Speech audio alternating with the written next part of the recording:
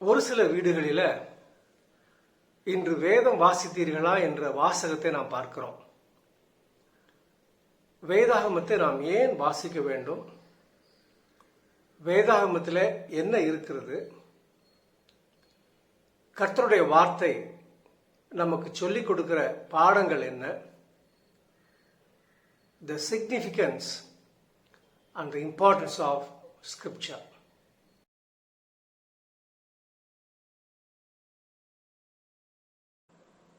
Bible reveals the truths which are unknown to us. நமக்கு தெரியாத அநேக சத்தியங்களை, உண்மைகளை வேதாகமம் நமக்கு வெளிப்படுத்துகிறது. The authors of the Holy Scripture, more than 40 of them, they were inspired by the Holy Spirit. பரிசுத்த ஆவியானவரால் ஏவப்பட்டு நம்மை போன்ற சாதாரண மக்கள் கர்த்தருடைய வார்த்தையை நமக்கு எழுதி தந்திருக்கிறார்கள். நாம் இதைத்தான் டபுள் ஆத்தர்ஷிப் என்று சொல்லுகிறோம். சாதாரண மனிதன் பரிசுத்த ஆவியானவரால் ஏவப்பட்டு, 2 authors. சாதாரண மனிதன் பரிசுத்த ஆவியானவரால் ஏவப்பட்டு. It is not verbatim. ஒரு சில புஸ்தகங்களை நாம் வெர்பாட்டிம் என்று சொல்லுகிறோம். அது நேரடியாக கடவுள் சொல்ல சொல்ல எழுதப்பட்ட புஸ்தகம். வேதாகமம், it is inspired by the Holy Spirit, not verbatim. சொல்ல சொல்ல எழுதப்பட்ட புஸ்தகம் அல்ல. இது பரிசுத்த ஆவியானவரால் ஏவப்பட்டு நம்மை போன்ற சாதாரண மக்கள் எழுதிய புஸ்தகம். ஆகவே ஒவ்வொரு ஆசிரியருடைய நடை, ஸ்டைல் வேரி. தாவீது மெய்ப்பனாயிருந்த பட்சத்தில் கர்த்தரின் மெய்ப்பர் அவருடைய அனுபவத்தை இவ்விதமாக எழுதி வைத்திருக்கிறார். அதே தாவீது ராஜாவாக மாறும் பொழுது, உம்மாலே ஒரு சேனைக்குள் பாய்வேன். ஆக ஒவ்வொரு வேதாகமத்தை எழுதி கொடுத்த ஆசிரியருக்கும், பரிசுத்த ஆவியானவரால் ஏவப்பட்டு எழுதி கொடுத்த ஒவ்வொரு ஆசிரியருக்கும், they have their own style, they have their own vocabulary. வேதாகமம் பிழையற்றது. It is without error. சாதாரண மனிதர்கள் எழுதியிருந்தாலும் பரிசுத்த ஆவியானவரால் ஏவப்பட்டு எழுதப்பட்டதாகையால் வேதாகமத்தில் பிழை இல்லை. வேதாகமம் எழுதப்பட்ட மொழியை நாம் அறிந்திருக்கிறோம். பழைய ஏற்பாடு எபிரேய மொழியிலேயும் புதிய ஏற்பாடு கிரேக்க மொழியிலேயும் ஆங்காங்கே ஒரு சில அராமிய மொழிகளும் இருப்பதை நாம் காணுகின்றோம். எப்பத்தா, மெனே மெனே, தெக்கேல் உபார்சேன், தலிதா குமி. வேதாகமம் உத்தமத்தோடு பாதுகாக்கப்பட்டு பல மொழிகளில திறம்பட மொழிபெயர்க்கப்பட்டு, faithfully preserved and ably translated for us. பழைய ஏற்பாடு எழுதப்பட்ட காலம் 1500 400 BC, கிறிஸ்துவுக்கு முன். புதிய ஏற்பாடு எழுதப்பட்ட காலம் 45 முதல் 100 AD. கடவுள் தன்னை பல விதங்களிலே வெளிப்படுத்தி இருக்கிறார். God has revealed himself in so many ways. Natural revelation. ஆண்டவர் தன்னை இயற்கையின் மூலமாக வெளிப்படுத்தி இருக்கிறார். வானங்கள் தேவனுடைய மகிமையை வெளிப்படுத்துகிறது. The heavens declare God's glory. ஆண்டவருடைய படைப்பு அனைத்தும் அவருடைய ஞானத்தையும் அவருடைய வல்லமையையும் அவருடைய நோக்கத்தையும் நமக்கு வெளிப்படுத்துகிறது. Special revelation. ஒரு சிலருக்கு ஆண்டவர் விசேஷமாக தன்னை வெளிப்படுத்தி இருக்கிறார். ஏனோக்கு தேவனோடு சஞ்சரித்தான். மோசேக்கு ஆண்டவர் தம்முடைய பிரசன்னத்தை விளங்க பண்ணினார். இன்னும் அநேக கர்த்தருடைய தாசர்கள் வேதாகமத்தில் கடவுள் தன்னை அவர்களுக்கு பிரத்யேகமாக வெளிப்படுத்தி இருக்கிறார். Special revelation. அப்போஸ்தலனாகிய யோவான் வெளிப்படுத்தின விசேஷம் அவருக்கு பிரத்யேகமாக கொடுக்கப்பட்டது. ஆண்டவராய் இயேசு கிறிஸ்துவே இந்த உலகத்தில் மனிதனாக அவதரித்து பிதாவை வெளிப்படுத்தினார். ஸ்பெஷல். கடவுளை மக்கள் நேரடியாக கண்டார்கள். General revelation. கர்த்தருடைய வார்த்தை வேதாகமம் இது அனைவருக்குமாக, உலகத்தில் உள்ள அனைவருக்குமாக. It's the supreme revelation. ஆண்டவரை பற்றி தெரிந்து கொள்ள, ஆண்டவருடைய சித்தத்தை அறிந்து கொள்ள, ஆண்டவருடைய நோக்கங்களை அறிந்து கொள்ள, ஆண்டவருடைய மன விருப்பங்களை அறிந்து கொள்ள கர்த்தருடைய வார்த்தை எல்லா மக்களுக்கும் பொதுவாக எழுதப்பட்டு தரப்பட்டுள்ளது. Many spiritual realities are invisible, yet they are certain. அநேக ஆவிக்குரிய உண்மைகளை நம்ம கண்ணால் பார்க்க முடியாது. பாவ மன்னிப்பு பார்க்க முடியாது. பரிசுத்த ஆவியானவர் கண்ணால் பார்க்க முடியாது. அநேக ஆவிக்குரிய உண்மைகள், சத்தியங்கள் கண்ணுக்கு புலப்படாது. Many spiritual realities are invisible, but they are certain. அப்பேற்பட்ட ஆவிக்குரிய சத்தியங்களை வேதாகமம் நமக்கு விளங்க பண்ணுகிறது. Bible is ancient, yet it is very relevant.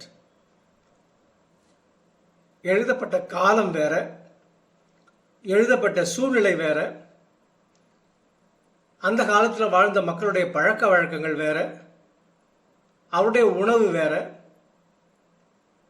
ஆனால் இன்றைக்கு நம்முடைய சூழ்நிலை முற்றிலுமாக மாறுபட்டது. நம்முடைய பழக்க வழக்கங்கள், நம்முடைய பாரம்பரியம், நம்முடைய கலாச்சாரம் ஒவ்வொரு நாட்டிற்கும் வித்தியாசப்படும். ஆனாலும் வேதாகம சத்தியங்கள் மாறாது. அனைத்து மக்களுக்கும் கர்த்தருடைய வார்த்தை பொதுவாக தரப்பட்டுள்ளது. We derive the light from the word of God. Bible is full of settled truths. It's the foundation of our faith. ஆண்டவர் வெளிப்படுத்த விரும்பிய அனைத்து சத்தியங்களையும் தன்னுடைய வார்த்தையின் மூலமாக வெளிப்படுத்தி இருக்கிறார். Settled truths. Bible is God's mind. Bible is God's standard. Bible is God's principle. It is concise. சின்ன புஸ்தகம்.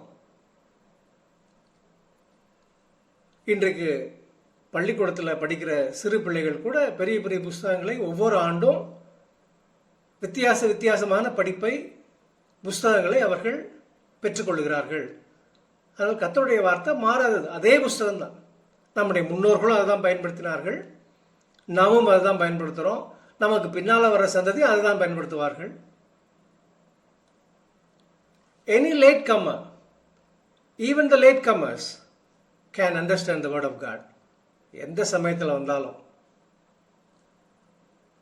எந்த தலைமுறையில் வந்தாலும் கர்த்தருடைய வார்த்தையை புரிந்து கொள்ள முடியும். அவ்விதமான மொழி நடையில வேதாகமம் எழுதப்பட்டுள்ளது. Bible is not a science book. இன்றைக்கு நம்முடைய விஞ்ஞானத்துக்கு அடுத்த கேள்விகளுக்கு பதில் கொடுக்கிற புஸ்தகம் வேதாகமம் அல்ல. Bible is a book of salvation. கடவுளுடைய நோக்கம், அவருடைய சித்தம், அவருடைய திட்டம், ரட்சிப்புக்கான புஸ்தகம் வேதாகம புஸ்தகம். கடவுள் தம்மை முற்றிலுமாக வெளிப்படுத்தி கர்த்தருடைய வார்த்தையை நம்முடைய கரங்களிலே தந்திருக்கிறார். Revelation is over.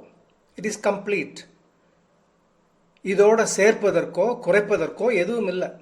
மாறாத முழுமையான சத்தியத்தை, தம்முடைய சித்தத்தை ஆண்டவர் வெளிப்படுத்தி முடித்து விட்டார். நமக்கு தெரியாத ஒரே காரியம் ஆண்டவருடைய வருகை.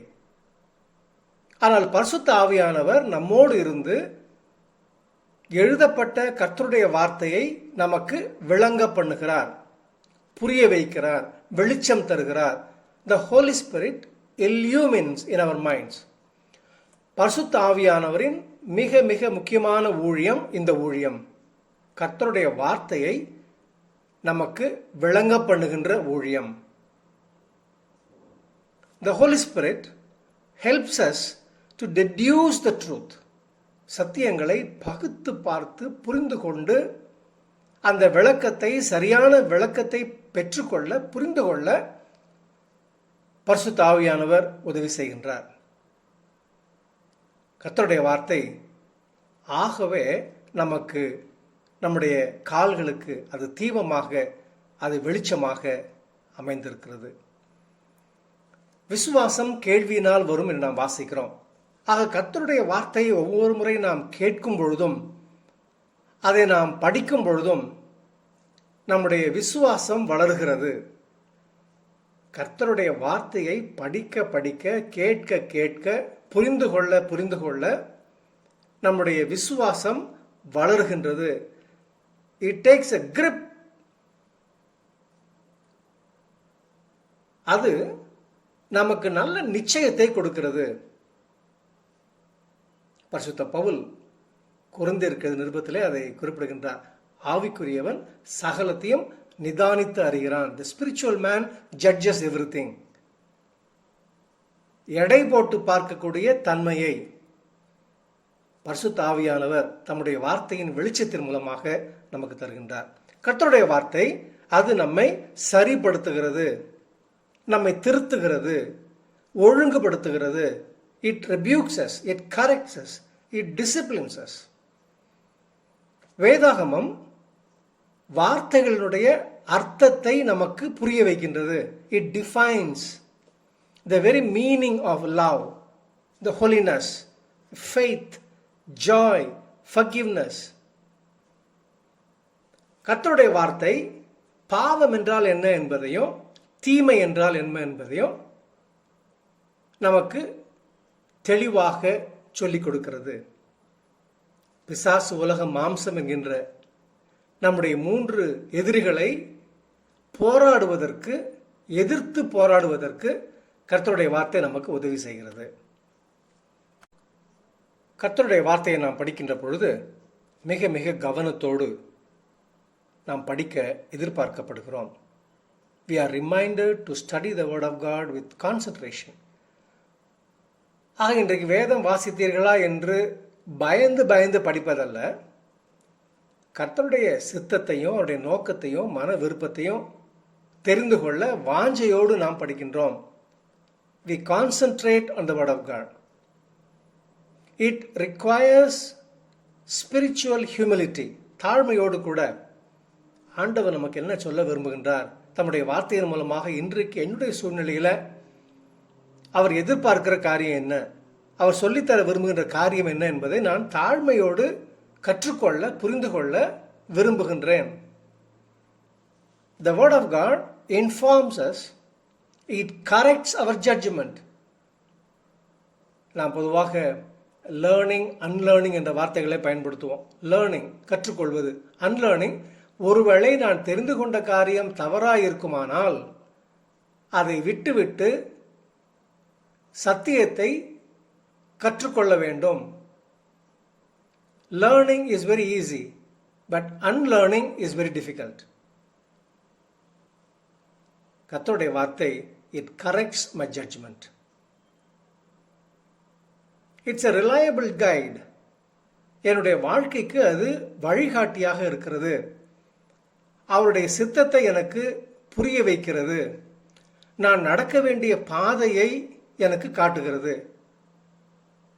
கர்த்தருடைய வார்த்தை அது நமக்கு, நம்முடைய ஆத்துமாவிற்கு தேவையான ஆகாரத்தை நமக்கு தருது. Spiritual food for us. கர்த்தருடைய கிருபையில், ஆண்டவருடைய இரக்கத்திலே நாம் வளர்வதற்கு நமக்கு உதவி செய்கிற கர்த்தருடைய வார்த்தை வேதாகமம். கர்த்தருடைய வார்த்தை முழுவதும், வேதாகமம் முழுவதும் அவருடைய கட்டளைகளாலும் வாக்குத்தத்தங்களாலும் நிறைந்திருக்கிறது. They are inseparable.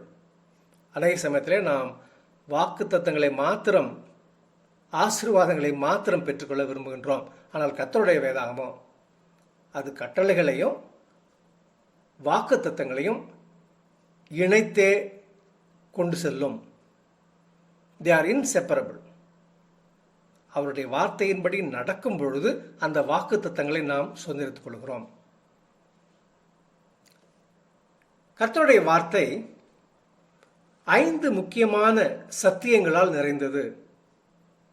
The Bible talks about God's creation, the fall of human beings, the salvation or the redemption, the judgment we await, the hope that we anticipate.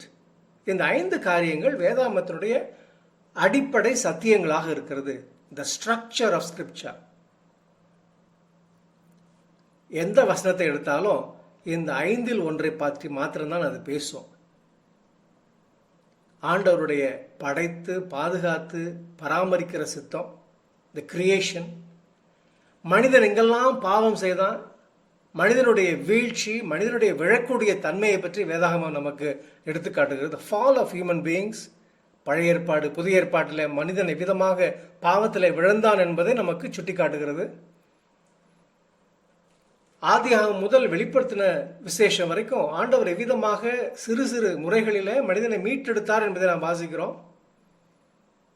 எல்லாவற்றுக்கும் மேலாக சிலுவையின் மூலமாக ஆண்டவர் எவ்விதமாக நம்மளை மீட்டெடுத்தார், ரட்சிப்பை நமக்கு தந்தார், எவ்விதமாக நம்மை அவருடைய பிள்ளைகளாக மாற்றினார் என்பதை நாம் புரிந்து கொள்கிறோம். The redemption, the salvation, the reconciliation. ஆண்டவருடைய நியாய தீர்ப்புக்காக நாம் காத்திருக்கிறோம். அவருடைய 2ஆம் வருகைக்காக நாம் காத்திருக்கிறோம். ஆக கர்த்தருடைய வார்த்தை நமக்கு தருகின்ற எச்சரிப்பு அபவுட் த ஜட்ஜ்மெண்ட். நாம் முழுமையை நோக்கி போய்கொண்டிருக்கிறோம். ஆண்டவருடைய வருகைக்கு பிற்பாடு நாம் அவருடைய ராஜ்யத்தில் எவ்விதமாக வாழப்போகிறோம், அந்த ராஜ்யத்தினுடைய தன்மைகள் என்ன என்பதை வேதாகமம் நமக்கு சுட்டி காட்டுகிறது. ஆகவே வேதாகமத்தில் இந்த 5 பேர் உண்மைகளை நாம் வாசிக்கிறோம். The creation, the fall of human beings, the redemption, the judgement and the hope. கர்த்தருடைய வார்த்தைக்கு விளக்கம் கொடுப்பது மிக மிக கவனமான ஊழியமாயிருத்தல் அவசியம். ஆண்டவர் எந்த நோக்கத்திற்காக ஒரு வசனத்தையோ ஒரு அதிகாரத்தையோ ஒரு புஸ்தகத்தையோ எழுதி நமக்கு தந்திருக்கிறாரோ அந்த நோக்கம் மக்களுக்கு சரியாக சென்று சேர வேண்டும். எக்ஸிஜீசிஸ், அந்த வசனத்தினுடைய அர்த்தம் வெளிக்கொணரப்பட்டு, எக்ஸிஜீட், எக்ஸிட், அது மக்களுக்கு சென்று சேர வேண்டும். பரிசுத்த ஆவியானவர் அந்த ஊழியத்தை நமக்கு செய்கின்றார். இதற்கு மாறாக கர்த்தருடைய வார்த்தைக்கு விளக்கத்தை கொடுக்கிறவர்கள் சரியான விளக்கத்தை கொடுக்கவில்லை என்று சொன்னால் அதற்கு பெயர் ஐசிஜிசிஸ். தாங்கள் எண்ணுகின்ற எண்ணங்களை வசனத்தில் நுழைப்பது.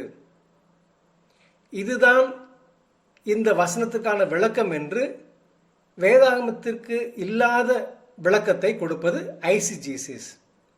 ஆக நாம் மிக மிக கவனமாக கர்த்தருடைய வார்த்தையை அணுக நாம் அழைக்கப்படுகின்றோம். No extra biblical, no unbiblical expositions. பிசாசானவன் கர்த்தருடைய வார்த்தையை நாமே படிக்கின்ற பொழுது அவன் நடுங்கி போவான். கர்த்தருடைய பிள்ளைகள் கர்த்தருடைய வார்த்தையை அவர்களாகவே விரும்பி படிக்கின்ற பொழுது, பரிசுத்த ஆவியானவர் மக்களுக்கு தம்முடைய வார்த்தையை புரிய பண்ணும் பொழுது பிசாசானவன் உண்மையாகவே நடுங்கி போவான். கர்த்தருடைய வார்த்தையை நாம் படிக்க படிக்க we develop a Christian mind, we develop a Christian maturity. வேதாகமத்தில் உள்ள அடிப்படை சத்தியங்களை நாம் புரிந்து கொள்ள பரிசுத்த ஆவியானவர் உதவி செய்கிறார். Let us not be ignorant about the doctrines of the Bible. வேதாகமத்தினுடைய அடிப்படை சத்தியங்கள், the connection between doctrines. கர்த்தருடைய வார்த்தை நமக்கு தெளிவாக சொல்கின்ற காரியம், சத்தியத்தை அறிவீர்கள், சத்தியம் உங்களை விடுதலையாக்கும். மேய்ப்பன் தம்முடைய வார்த்தைகளை தன்னுடைய மந்தைக்கு தரும் பொழுது மந்தைக்கு இது கர்த்தருடைய வார்த்தை என்பது நன்றாக புரியும். மற்ற புஸ்தகங்கள் ஒருவேளை உலக பிரகாரமாக they may give us information, ஆனால் கர்த்தருடைய வார்த்தை அவருடைய சித்தத்தை நமக்கு விளங்க பண்ணுகின்றது. வேதாகமமே கர்த்தருடைய வார்த்தையை பற்றி அநேக வசனங்களில் குறிப்பிடுகின்றது. ஒரு சில வசனங்களை நாம் வாசிக்கலாம். சங்கீத புஸ்தகங்கள் 18:30 சங்கீதம் 18:30, தேவனுடைய வழி உத்தமமானது, கர்த்தருடைய வசனம் புடமிடப்பட்டது, தம்மை நம்புகிற அனைவருக்கும் அவர் கேடகமாயிருக்கிறார். சங்கீதம் 19:7, கர்த்தருடைய வேதம் குறைவற்றதும் ஆத்துமாவை உயிர்ப்பிக்கிறதுமாயிருக்கிறது, கர்த்தருடைய சாட்சி சத்தியமும் பேதையை ஞானியாக்குகிறதுமாயிருக்கிறது. மத்தேயு 5:17, நியாயப்பிரமாணத்தையானாலும் தீர்க்க தரிசனங்களையானாலும் அழிக்கிறதற்கு வந்தேன் என்று எண்ணிக்கொள்ளாதேயுங்கள், அழிக்கிறதற்கு அல்ல நிறைவேற்றுகிறதற்கே வந்தேன். வானமும் பூமியும் ஒழிந்து போனாலும் நியாயப்பிரமாணத்தில் உள்ளதெல்லாம் நிறைவேறும் அளவும் அதில் ஒரு எழுத்தாகிலும் ஒரு எழுத்தின் உறுப்பாகிலும் ஒழிந்து போகாது என்று மெய்யாகவே உங்களுக்கு சொல்லுகிறேன். பரிசுத்த பவுல் தீமோத்தேயுக்கு எழுதின 2 நிருபம் 1:20 2 தீமோத்தேயு 3:16, வேத வாக்கியங்கள் எல்லாம் தேவ ஆவியினால் அருளப்பட்டிருக்கிறது, தேவனுடைய மனுஷன் தேறினவனாகவும் எந்த நற்கிரியையும் செய்ய தகுதியுள்ளவனாகவும் இருக்கும்படியாக அவைகள் உபதேசத்திற்கும் கடிந்து கொள்ளுதலுக்கும் சீர்திருத்தலுக்கும் நீதியை படிப்பதற்கும் பிரயோஜனம் உள்ளவைகளாய் இருக்கிறது. பரிசுத்த பேதுரு தன்னுடைய 2 நிருபத்தில் 1:20 வேதத்திலுள்ள எந்த தீர்க்க தரிசனமும் சுய தோற்றமான பொருளை உடையதாயிராதென்று நீங்கள் முந்தி அறிய வேண்டியது.